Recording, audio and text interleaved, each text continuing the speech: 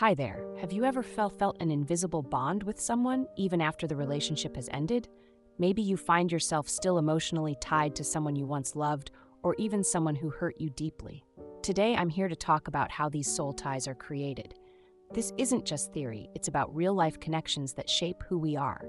So let's explore together how these bonds form and why they can be so hard to break. 1. Intimacy: emotional, physical, and sexual.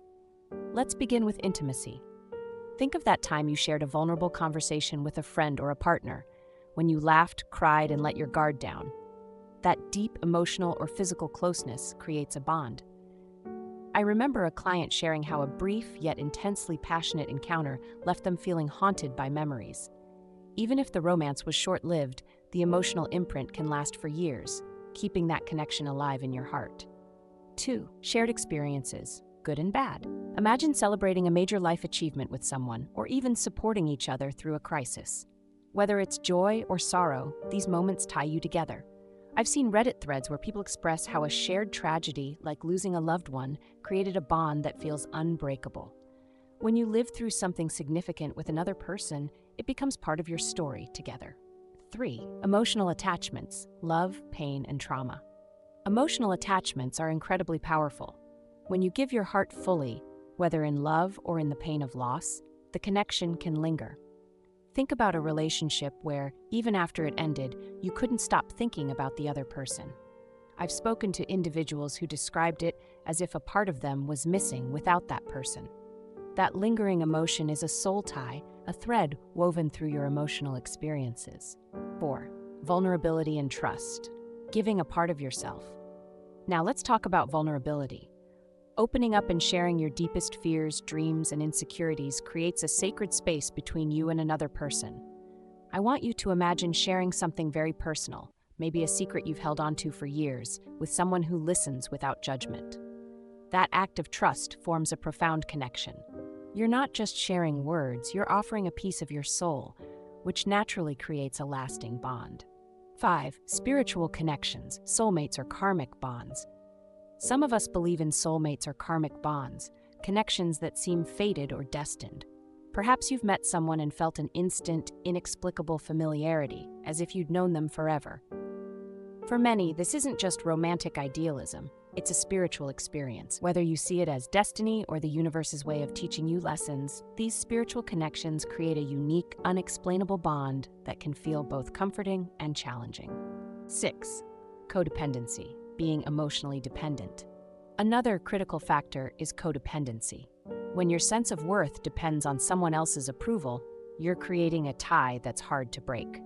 I've seen stories, often shared in online communities like Reddit, where people feel trapped in a cycle of needing someone's presence to feel complete.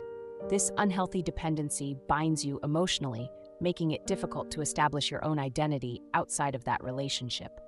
7. Repeated patterns, unresolved issues in relationships. Finally, repeated patterns in our relationships can also form soul ties. Have you ever found yourself drawn to the same type of person or repeating the same relationship dynamics over and over? This isn't a coincidence. Often it's a sign of unresolved issues, old wounds that keep resurfacing. Those unresolved feelings create a bond, a soul tie that seems to pull you back into the same cycle until you learn to heal and break free. I'd like to share a personal story here. There was a time in my life when I couldn't understand why I was so attached to someone who wasn't good for me.